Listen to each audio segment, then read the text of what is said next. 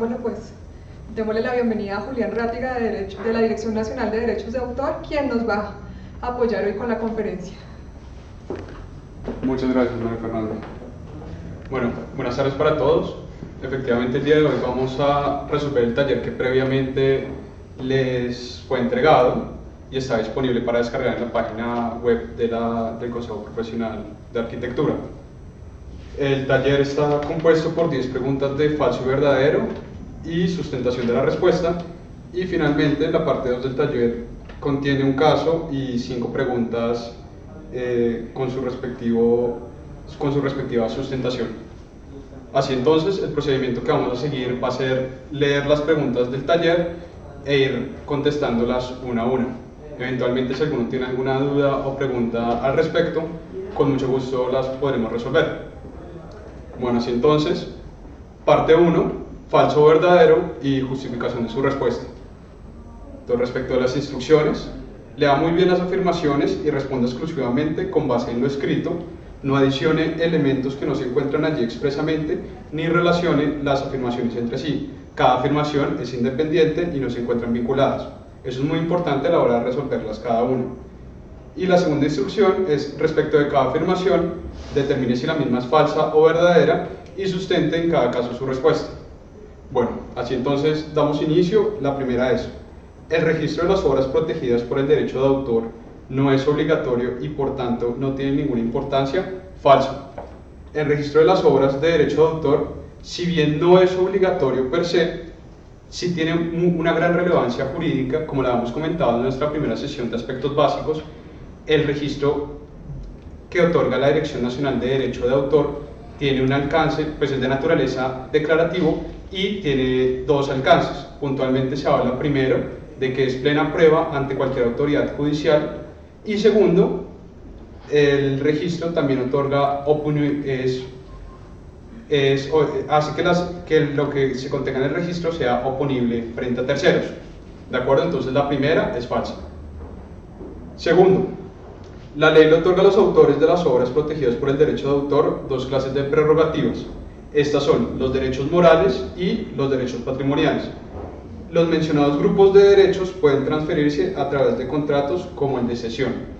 Esta segunda pregunta también es falsa, en virtud de que, si bien es cierto que el derecho de autor pues contiene y otorga dos prerrogativas, que son los derechos morales y los derechos patrimoniales, hasta ahí sería verdadera. No obstante, los mencionados grupos de derechos, estos son tanto los morales como los patrimoniales, no es cierto que se puedan transferir a través de contratos como el de la cesión. Recordemos que la cesión es un contrato en virtud del cual se transfieren exclusivamente los derechos patrimoniales. Los derechos morales, como lo mencionamos en nuestro primer ciclo de conferencias, en nuestra primera sesión, los derechos morales son derechos que son inembargables, imprescriptibles e inajenables y no se pueden transferir, con lo cual la segunda también es falsa. La tercera pregunta del taller establece: al momento de necesitar una patente por creación de una obra, lo primero que toda persona debe verificar es que la misma sea novedosa y original. Bueno, esta afirmación también es falsa. Primero, porque recordemos que las patentes se utilizan en el campo de la propiedad industrial y no en el campo de los derechos de autor, con lo cual ya de entrada la afirmación es falsa y no tendría relación ninguna con una obra de arquitectura, en la medida en que la obra de arquitectura es una obra protegida por el derecho de autor y no hace parte del régimen de la propiedad industrial. En ese orden de ideas, tampoco vale la pena entrar a debatir el hecho que sea novedosa o original, porque recordemos que el que sea novedosa hace parte del régimen también de la propiedad industrial, y la originalidad sí es un criterio respecto de los derechos de autor y derechos conexos, con lo cual la tercera también es falsa. Cuarta pregunta: la constructora XYZ SAS, en la constructora XYZ SAS, los arquitectos trabajan de manera colectiva en todas las obras de arquitectura. Por esta razón, la constructora XYZ SAS tiene los derechos de autor sobre todas las obras. Bueno, aquí lo primero que debemos entrar a analizar es el concepto de obra colectiva, que según establece el enunciado, la constructora realiza todas sus obras de manera colectiva. Pues bien, recordemos que las obras colectivas es un tipo de obras de clasificación de las obras según los sujetos que intervienen y hace referencia en concreto a un grupo de personas que trabajan en una obra, pero de la cual resalta una persona que a su turno es quien dirige el diseño de toda la obra, se encarga de su publicación y en ese orden de ideas va a ser esa persona quien detente los derechos patrimoniales y el resto de personas involucradas va a ser la titular de los derechos morales. Con lo cual esta cuarta pregunta también es falsa. La quinta pregunta señala: los contratos de cesión tienen dos características que siempre se cumplen. La primera es que se da sobre la totalidad de los derechos patrimoniales y la segunda es que deben registrarse. Bueno, aquí esta también es falsa. ¿Por qué? Porque si bien es cierto que a través de los contratos de cesión se hace la transferencia de los derechos patrimoniales, no es cierto que se haga siempre sobre la totalidad de los derechos patrimoniales.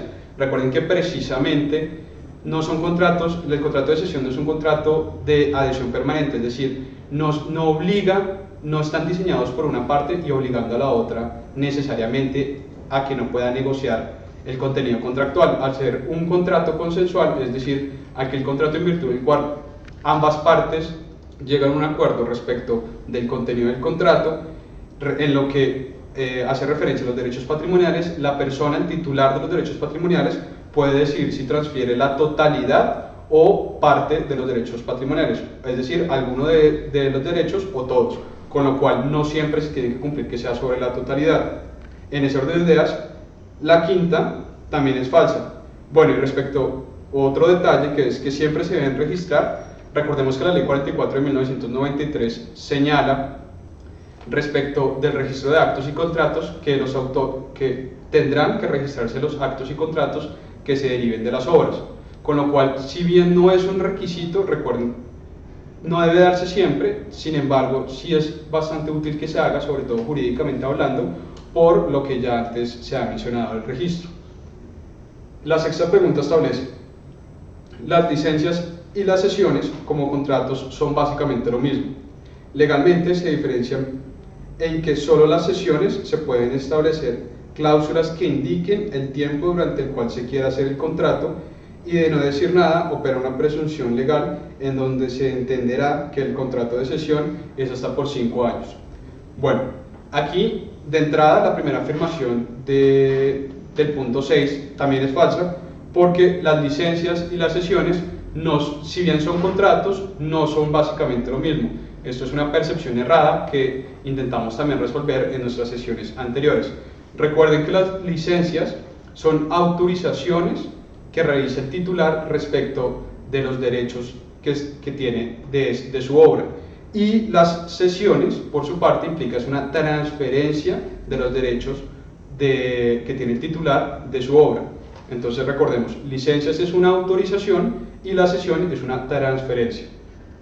Y si bien, bueno, y respecto de lo demás que allí se señala, sí es cierto que si bien no se pacta nada durante el tiempo que se establece el contrato, sí es cierto que opera una presunción legal de 5 años. Pero recordemos que las licencias y las cesiones, es importante recalcar, no son lo mismo.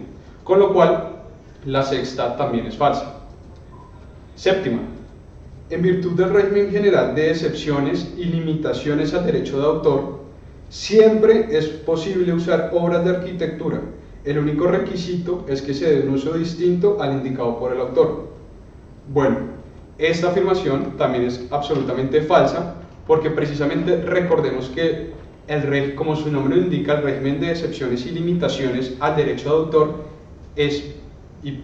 perdón la cacofonía, pero es una excepción a la regla general. Es decir, la regla general, y recordémoslo bien, siempre es necesario pedir autorización respecto del uso que se le vaya a dar a una obra protegida por el derecho de autor, y en este caso a las obras de arquitectura, como también ya se trató en sesiones pasadas, son obras protegidas por el derecho de autor. En ese orden de ideas, siempre se va a tener que pedir permiso a quien sea el titular de los derechos patrimoniales de la obra de arquitectura, y solamente en contadas excepciones se va a poder utilizar esa obra sin requerir de una autorización expresa. Pero recordemos que la regla general siempre va a ser el solicitar una autorización a su titular, con lo cual la séptima afirmación también es falsa. 8. Cualquier persona puede realizar la reproducción, emisión por radiodifusión o transmisión pública por cable de la imagen de una obra arquitectónica que se encuentre situada en forma permanente en un lugar abierto al público, lo anterior sin que haya previa autorización o pago del autor.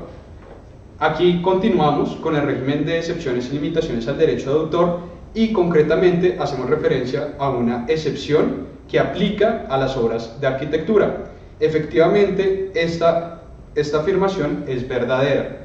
Precisamente está consagrada en el artículo 43 del régimen de excepciones de la ley 23, ¿de acuerdo? De 1989. Con lo cual, esta afirmación es verdadera, siempre y cuando se cumpla efectivamente lo que dice el mencionado artículo. 9. Un arquitecto en Colombia puede iniciar un proceso judicial buscando que la persona que lo contrató para construir un edificio no introduzca elementos adicionales a su obra. Así, por ejemplo, si se trata de un edificio cuya fachada contiene principalmente ladrillo, el dueño del edificio no podría nunca cubrir ese ladrillo, pues estaría modificando su obra. Bueno, esta afirmación es falsa. ¿Por qué? Porque si bien, y esto también lo vimos en nuestra segunda sesión, si bien el edificio va a ser una obra protegida por el derecho de autor, recuerden que el dueño del edificio, y aquí había que diferenciar respecto de la obra y respecto de la propiedad del bien inmueble, en ese orden de ideas, no es posible que el arquitecto inicie un proceso judicial para impedir que el dueño del edificio modifique su fachada. Lo que sí podría hacer el arquitecto en este caso es indicarle al dueño del inmueble o solicitarle que no, siguiendo de conformidad con su derecho moral de paternidad, es que no se le vincule su nombre ni su obra con el mencionado inmueble. En ese orden de ideas, el dueño podría perfectamente modificar la fachada del edificio y la obra y el buen nombre del arquitecto estarían protegidos sin necesidad de que inicie un proceso judicial por este aspecto, además que no tendría éxito en la medida en que no podría impedir que el dueño del inmueble modifique la fachada del mismo, ¿de acuerdo? Con lo cual, la afirmación número 9, es falsa. Finalmente, la afirmación 10 establece: frente a todos los arquitectos que se encuentren vinculados profesionalmente como empleados o contratistas de empresas privadas o como empleados públicos, se entiende que habrá siempre una presunción en donde el titular de los derechos patrimoniales es la persona que los haya contratado. Bueno, no obstante, si bien es cierto, y se mencionó también en la segunda sesión, que existe una presunción que precisamente establece esto, recuerden que la presunción opera salvo pacto en contrario. En este orden de ideas, ¿qué queremos decir? Que tal como está redactada la pregunta número 10, la afirmación número 10 es falsa. ¿Por qué? Porque el arquitecto podría eventualmente indicarle a la persona que lo contrató que su obra no va a estar incluida y no opera no operaría la presunción legal, en donde el titular de los derechos patrimoniales va a ser la persona que lo encarga. Aquí hagamos la diferenciación respecto del contrato de prestación de servicios o de obra por encargo, en donde aquí en este punto también existiría en principio y sería más dada a que efectivamente ocurra una transferencia, una cesión en virtud de ese contrato, siempre y cuando sea escrito, recordemos esa formalidad, en donde existe la transferencia. ¿Por qué? Porque precisamente la persona que contrata, en este caso el arquitecto, está precisamente contratándolo para la realización de una obra. En ese orden de ideas se entendería también que existe esta presunción. Pero, como les había comentado, respecto de la manera en que está redactada esta afirmación, es falsa. Bueno, ahora vamos a seguir adelante con la parte número 2 del taller, que es el análisis del caso propuesto. Vamos a leer las instrucciones, que era: 1. Lea muy bien el caso que a continuación se le presenta y responda exclusivamente con base en lo escrito. No adicione elementos que no se encuentran allí expresamente. Y 2. Una vez haya leído el caso, responde a las preguntas que se le formulan. Bueno, en este orden de ideas vamos a leer el caso. Entonces, el arquitecto NN se hizo reconocido en su medio profesional por las fascinantes obras de arquitectura que a lo largo de su carrera supo posicionar a lo largo del país.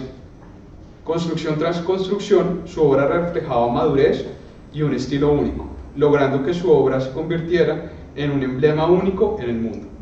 Un buen día, el publicista de una empresa de moda colombiana diseñó una ingeniosa campaña publicitaria para la nueva línea de la empresa.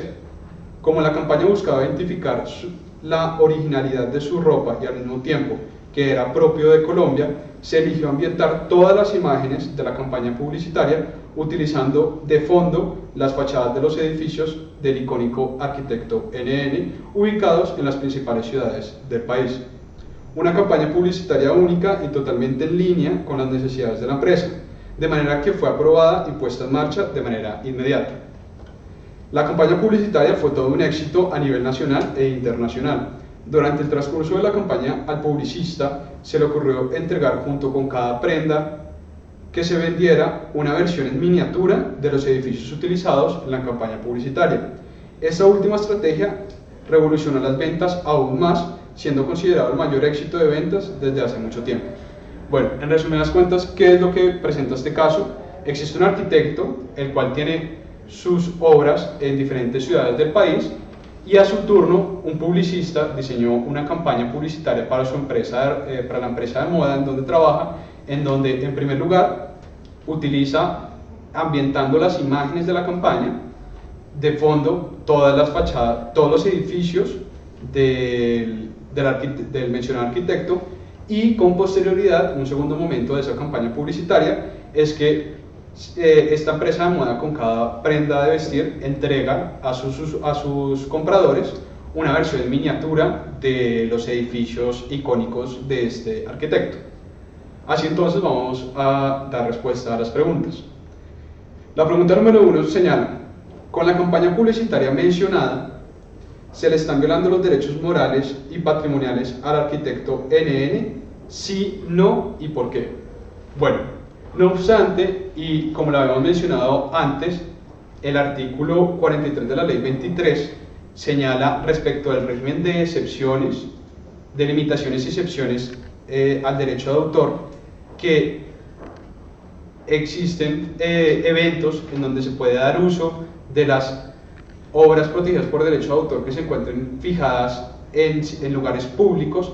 Recordemos que esa limitación y excepción al derecho del autor de esa obra arquitectónica es para los casos expresamente allí establecidos.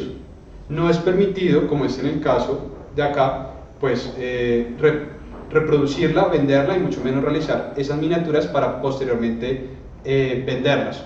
Con lo cual, si bien es cierto que pareciera indicar que va acorde con esta limitación, recordemos, y esto es muy importante que lo tengan presente siempre, la regla general es que se le pida una autorización a los autores y titulares de los derechos patrimoniales cuando se pretende hacer un uso de una obra protegida por el derecho de autor, con lo cual sí se le estarían violando los derechos morales y patrimoniales al arquitecto, y la anterior argumentación es el porqué.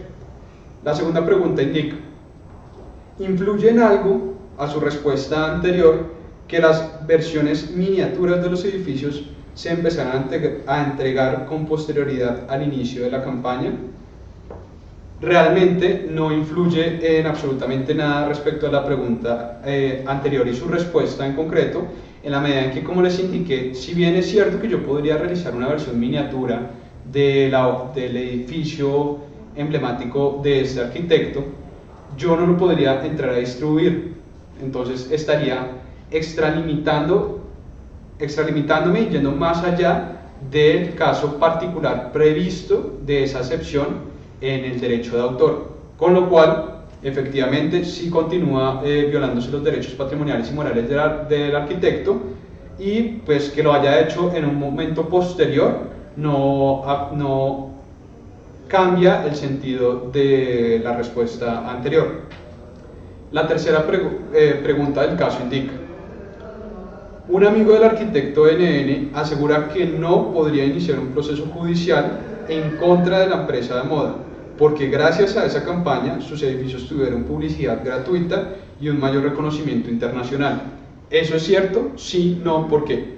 Bueno, este consejo que le da, o esta afirmación del amigo del arquitecto, que respecto de que no es posible iniciar un proceso judicial con la empresa de moda porque bajo la argumentación de que obtuvo una publicidad gratuita y ayudó a un mayor reconocimiento internacional, es falso, con lo cual no es cierto.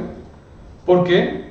Porque sencillamente, como ya lo veníamos hablando, existió una violación a los derechos morales y patrimoniales del arquitecto, con lo cual será el arquitecto quien decida, bien sea por vía civil, a través de la acción civil en el ámbito civil, a través de una demanda ante el juez civil del circuito, o incluso ante la Oficina de Asuntos Jurisdiccionales de la Dirección Nacional de Derecho de Autor, en adelantar pues una demanda y adelantar un proceso civil, precisamente por esta violación, con la finalidad última de obtener pues una indemnización respecto de este uso inadecuado de su obra.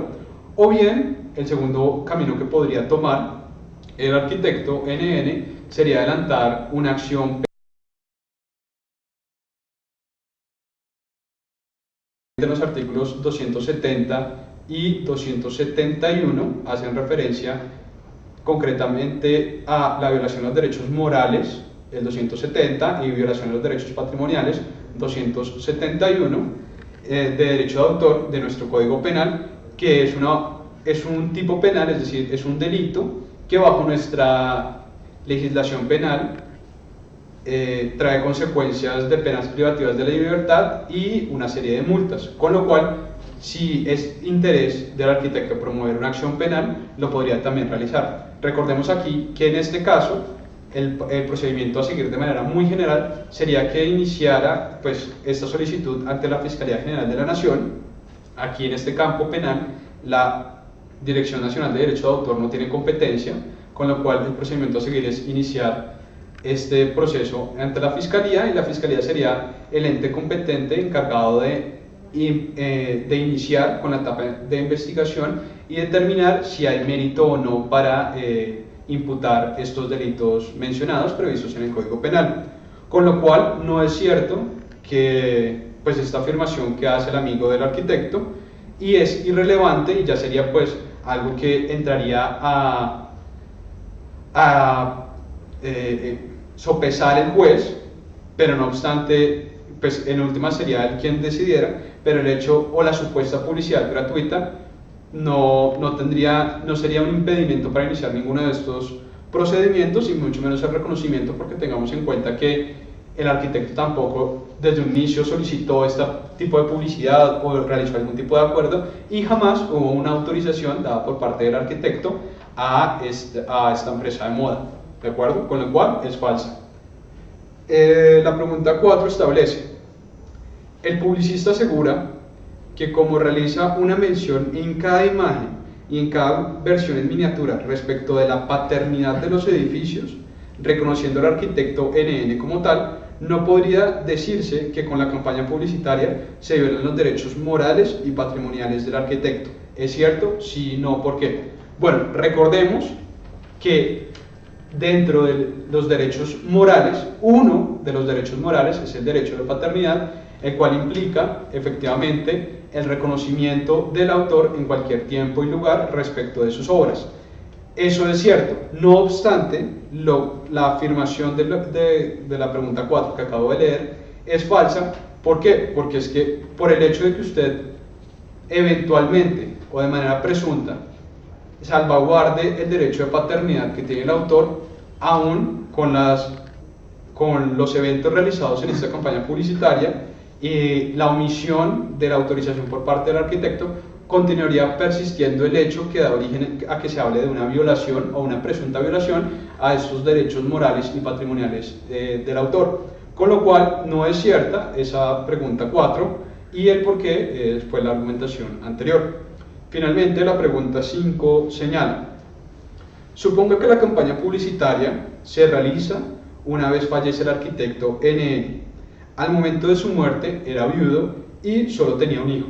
¿Podría hacer algo el hijo del arquitecto NN? Si no, ¿por qué? Bueno, recordemos que uno de los medios de transferencia de los derechos patrimoniales derivados de las obras protegidas por el derecho de autor, y en este caso de esta obra arquitectónica del arquitecto NN, es, en virtud de la ley, es siguiendo todo el procedimiento de sucesión, sea testada o intestada. Esto quiere decir que sus herederos, a través del una vez muerto el arquitecto, en este caso su hijo, podría acceder, porque los derechos patrimoniales van a ser, estando en cabeza del arquitecto, harían parte del patrimonio de este arquitecto. Entonces también sería, entraría dentro de esta masa sucesoral, y en ese orden de ideas el hijo podría eventualmente, sin que medie un contrato, por ejemplo, previo de cesión, acceder y transferirse los derechos patrimoniales de estas obras de su padre. Además, también recordemos que los causavientes, es decir, los herederos de los autores respecto a los derechos morales, también pueden, incluso cuando obviamente en esta situación el autor falleció, incluso en ese momento ya fallecido el autor, pueden buscar y hacer respetar y que se protejan los derechos morales del autor, buscando que se respete el buen nombre y honra tanto del autor como de su obra. En ese orden de ideas, efectivamente, en este caso, el hijo podría también promover eventualmente acciones de tipo civil o penal, e incluso solicitar algún tipo de medidas para que cese la violación de los derechos patrimoniales y morales de la obra de su padre. Bueno, este fue el taller. Espero haya sido muy útil este ciclo de conferencias entre el Consejo Profesional Nacional de Arquitectura y sus profesionales auxiliares y la Dirección Nacional de Derecho de Autor respecto al ciclo de conferencias, lo que usted debe saber sobre los derechos de autor en la arquitectura. Recuerden que la Dirección Nacional de Derecho de Autor tiene una gran cantidad de servicios a disposición de ustedes, los cuales ustedes pueden acceder de manera presencial directamente en nuestras oficinas en Bogotá, o por línea telefónica, o a través de nuestro portal de internet, que es www.derechodeautor, en singular, derechodeautor.gov.co. Allí ustedes encuentran todos nuestros servicios, nuestros teléfonos, nuestras direcciones, nuestros horarios de atención. Recuerden que es de 8:30 a 5 la atención al público de manera ininterrumpida, y allá contamos con servicios de capacitaciones, por supuesto, de oficina de registro, asuntos jurisdiccionales, centro de conciliación y arbitraje, y una serie de servicios adicionales que seguramente, y por supuesto también la oficina jurídica presta sus servicios de asesoría legal gratuita respecto de que pueden ayudar a orientarlos respecto de cualquier problema que tengan. Espero que estas charlas hayan sido de gran utilidad y espero verlos a muchos de ustedes en la Dirección Nacional de Derecho de Autor. Muchas gracias. Arquitecto, ¿tiene alguna pregunta? Sí, yo traía un proyecto que hice. Si quiere, entonces. Pues estábamos mirando la vez pasada sobre unos planos. Pero algo puntual. Más general, taller. si es puntual, Sí, si quieres yo al final nos sentamos, pero es más general. No, Sí, sobre no. taller. Bueno, perfecto. Entonces Ok. ahorita con mucho gusto, pero muchas gracias. Gracias. Bueno, muchísimas gracias, Julián, muchísimas gracias a todos los que vieron este ciclo de conferencias. Los invitamos para que estén pendientes de las próximas emisiones de CPNA en vivo y para las próximas conferencias que realizaremos en los próximos meses. Toda la información será colgada en la página www.cpnaa.gov.co. Igualmente están colgadas todas las conferencias anteriores a esta y esta se colgará el día lunes. Bueno, muchísimas gracias a todos, muchísimas gracias a ustedes por participar. Hasta luego.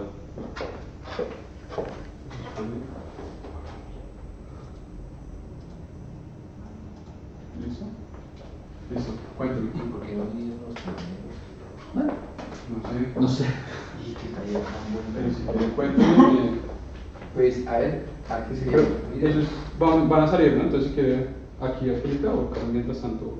No, mientras yo apago, Sí, pues sí, porque me toca salir. Porque el proyecto yo lo diseñé, ¿sí?